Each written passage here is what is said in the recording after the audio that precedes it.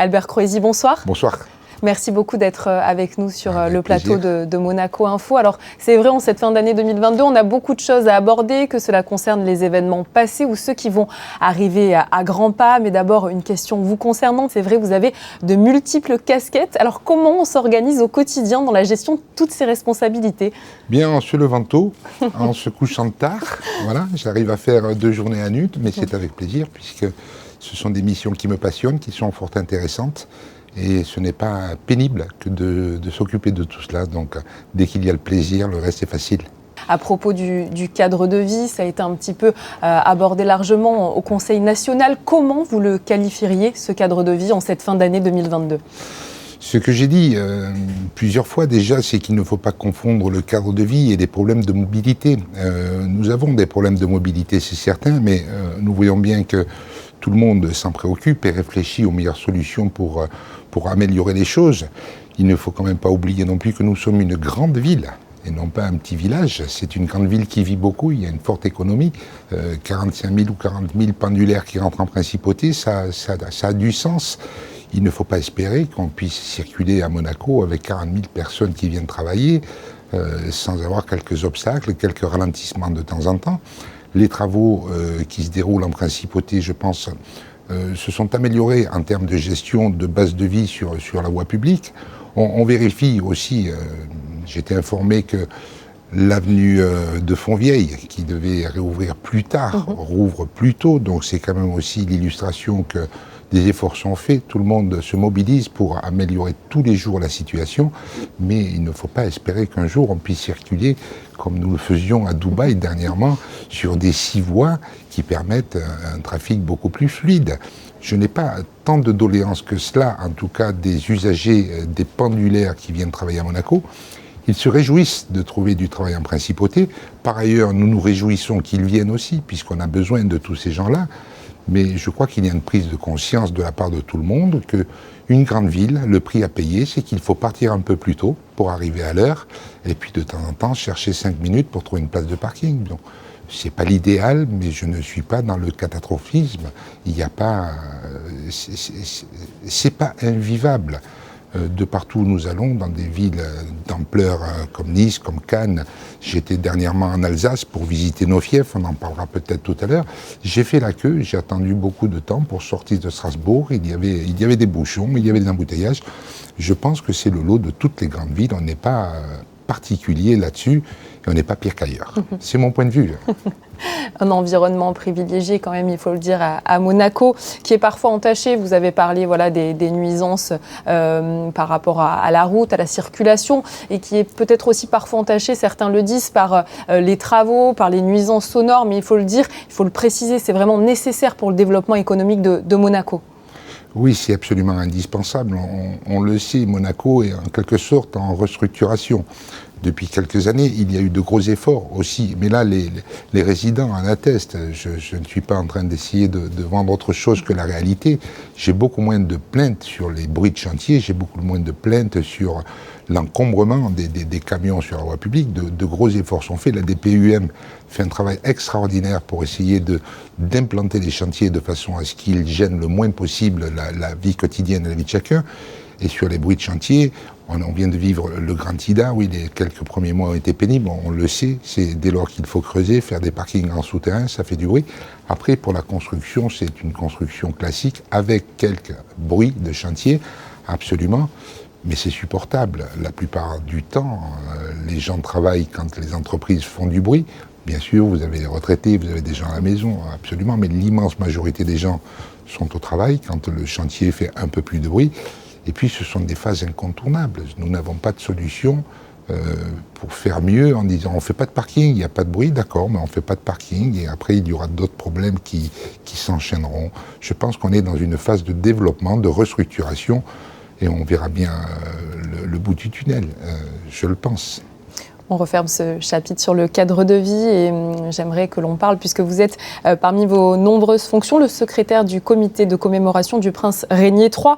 Les manifestations se préparent. Est-ce qu'on peut en évoquer d'ores et déjà quelques-unes ? Oui, on peut en évoquer quelques-unes. Il nous manque quelques dates précises pour certaines, mais il y en aura énormément tout au long de l'année. Les commémorations vont débuter le 31 mai, jour J, jour de l'anniversaire du prince Régnier III, avec une énorme fête sur le rocher. Tout le rocher va être animé de multiples scènes, multiples spectacles, des danseurs, des comédiens, des magiciens, des orchestres, des stands de nourriture. La population dans son intégralité va être invitée à venir passer tout l'après-midi sur le rocher. Et ensuite, il y aura des tas d'entités comme le Yacht Club, l'Automobile Club, le Musée océanographique, la Direction des affaires culturelles, les ballets de Monte-Carlo préparent des hommages au prince Régnier III et ça va se dérouler toute l'année. Vous aurez l'annonce de ces manifestations, je pense, dans le premier trimestre de l'année prochaine, donc de l'année 2023. Et cette année 2023 va être très très festive, en effet, oui. Ça fait partie des moments forts en principauté de rappeler à quel point l'histoire et les prédécesseurs sont importants. Oui, c'est capital. Il y a un lien aussi avec Osaka, où on nous parle maintenant, il faut qu'on évoque le cadre de vie, la qualité de vie, chacun dans nos pays. Et nous, en principauté, nous avons de la chance de pouvoir évoquer l'action des princes, des multiples princes qui se sont succédés, qui ont su développer la principauté, tout en maintenant, malgré tout, quoi qu'ils se disent aujourd'hui, un cadre de vie assez confortable, assez agréable. Donc voilà, c'est un vrai bonheur que de travailler là-dessus et de mettre en avant ces côtés de la principauté de Monaco, de rendre hommage au prince, et cette année 2023, qui plus est, de rendre hommage au prince Régnier III, qui a fait beaucoup pour la principauté de Monaco. Vous nous l'avez dit il y a quelques instants, vous êtes fraîchement rentré d'Alsace pour les rencontres des fiefs historiques. Ça aussi, ça fait partie des belles fêtes populaires qui réunissent de nombreuses personnes. Oui, ça sera la 4e édition, la 4e rencontre qui va avoir lieu à l'été 2023, les 10 et 11 juin 2023. Cette année, nous avons le plaisir d'accueillir l'Alsace, les Pyrénées-Orientales, Luciana, qui vient de Corse. Dans les Alpes-Maritimes, ce sera Grasse, les îles de Lérins. Donc il y a un vrai engouement, un vrai attrait autour de ces rencontres des sites historiques. Le réseau des sites historiques grossit. L'association française vient d'élire son nouveau bureau. Et c'est quasiment tous les jours où l'association m'appelle pour me dire nous avons un nouvel adhérent, on a quelqu'un qui va adhérer. Donc ça se développe de façon très sympathique puisqu'on est dans la convivialité. On rappelle les liens historiques, ce qui unit ces régions et la principauté de Monaco, mais ça permet aussi de mettre en avant la culture, la gastronomie, l'art, plein de choses de ces communes-là. Ça fait un vrai réseau d'amitié, c'est très très agréable. Et effectivement, la 4e rencontre se prépare dès maintenant et les gens ont beaucoup d'enthousiasme à venir en principauté. Autre fait à aborder, c'est le pavillon Monaco à Dubaï qui a pris fin. Mais on a déjà, il est vrai, en ligne de mire l'exposition universelle. Vous en avez parlé à Osaka en 2025, je crois. Oui. Alors, c'est trop tôt peut-être déjà pour en parler, mais ce n'est jamais trop tôt finalement quand on sait le travail nécessaire pour préparer ce genre d'événement. Oui, d'autant que nous bénéficions d'une année de moins, puisque le report d'un an de Dubaï nous pénalise d'une année sur la préparation d'Osaka. Mais les choses sont en place, on est dans le bon timing. Le choix architectural a été défini par le souverain, la scénographie également. Nous en sommes aujourd'hui à prendre toutes les informations auprès de l'organisateur, qui lui est un peu en retard, comme toujours, parce que c'est souvent en retard, mais on arrive à l'heure quoi qu'il en soit. C'est un peu loin, c'est difficile, la mentalité, la culture est différente, la langue est pas toujours évidente, parce que pas tous ne parlent anglais. Donc il y a quelques complications, mais classiques, qu'on connaît.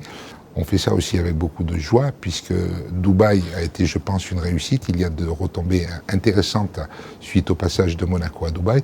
On espère qu'au Japon, même si c'est un petit peu plus loin, nous allons pouvoir aussi laisser un peu une empreinte, une marque, pour nous faire connaître ou mieux connaître et rester dans le cadre du thème développé par l'Expo.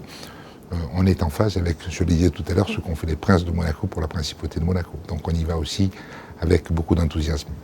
Si l'heure est au bilan pour cette fin d'année 2022, pour beaucoup de monde, quel serait le vôtre peut-être avec voilà, les multiples casquettes que vous avez, comme on l'a dit?